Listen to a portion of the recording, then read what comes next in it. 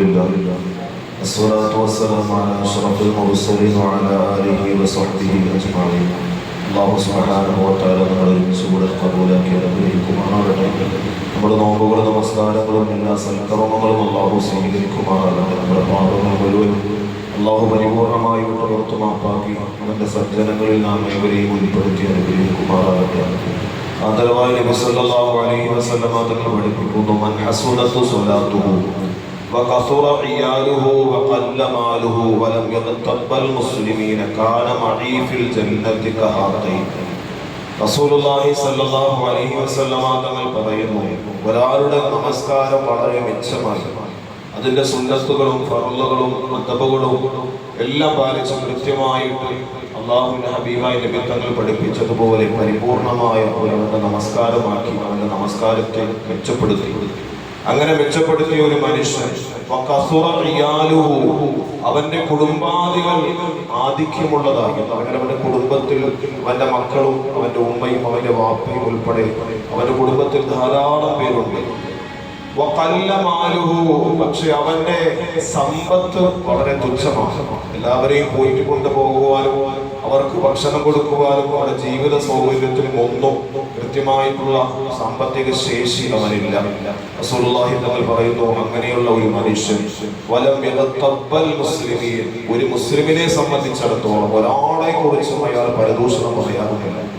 അയാളുടെ ജീവിതം, അയാളുടെ കുടുംബം, അയാളുടെ ദീൻ, അയാളുടെ ബാക്കിയുള്ള എല്ലാ മേഖലകളും ഒക്കെ ശ്രദ്ധിച്ച് ഒരാളെ കുറിച്ചും ഒരു പരദൂഷണം പറയാതെ അയാൾ കഴിഞ്ഞുകൂടിയാൽ റസൂലുള്ളാഹി സ്വല്ലല്ലാഹു അലൈഹി വസല്ലമ തങ്ങൾ പറയുന്നു, കാന മഈ ഫിൽ ജന്നതി കഹാതൈൻ.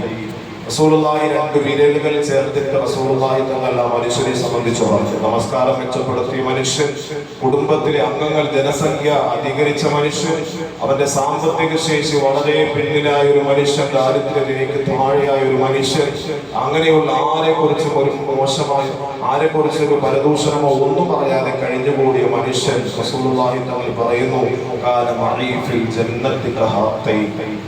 റസൂലുള്ളാഹി രണ്ട് വിരലുകൾ തമ്മിൽ ചേർത്തിട്ട് പറഞ്ഞു, ഞാനും അവനും സ്വർഗത്തിൽ ഇതേപോലെയായി.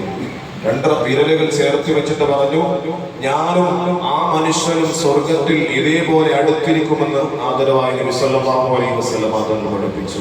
അപ്പൊ നമ്മുടെ ജീവിതത്തിൽ നമസ്കാരം ശ്രദ്ധിക്കുന്നതോടൊപ്പം തന്നെ നമ്മുടെ നമസ്കാരം 5 നേരം നമസ്കാരം ഉള്ളവരായി എന്നതിൽ അർത്ഥമില്ല. നമ്മുടെ നമസ്കാരങ്ങൾ കൃത്യമായി അതിന്റെ ഫർളുകളും അതിന്റെ ഷർത്തുകളും നിബന്ധനകളും ഒക്കെ പാലിച്ച് സ്വീകരിക്കപ്പെടുന്ന തരത്തിൽ കബൂലിയത്തിന് നമസ്കാരമായി നമ്മുടെ നമസ്കാരം ഒന്നാമത് മാറണം.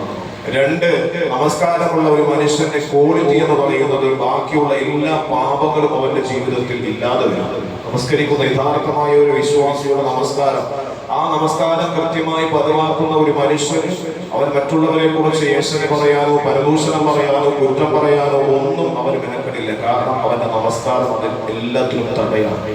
ഇന്ന സ്വലാത്ത് തൻഹാ അനിൽ ഫഹ്ശാഇ വൽ മുൻകർ എന്ന് പഠിപ്പിക്കപ്പെട്ടതുപോലെ എല്ലാ മോശമായ മ്ലേച്ഛമായ പ്രവർത്തനങ്ങളിൽ നിന്നും നമസ്കാരം അവരെ തടയിടും എന്ന് പഠിപ്പിക്കപ്പെട്ടതുപോലെ തന്നെ ആരെക്കുറിച്ചും മോശമായിട്ട് ഒരു കാര്യം പറയാതെയും പരദൂഷണം പറയാതെയും അവന്റെ കുടുംബാദികൾക്ക് വേണ്ടി, അവന്റെ കുടുംബത്തിലെ അംഗങ്ങളൊക്കെ വളരെ കൂടുതലാണ്, പക്ഷെ എന്നിട്ട് പോലും അവന്റെ സാമ്പത്തിക ശേഷി വളരെ കുറവാണ്.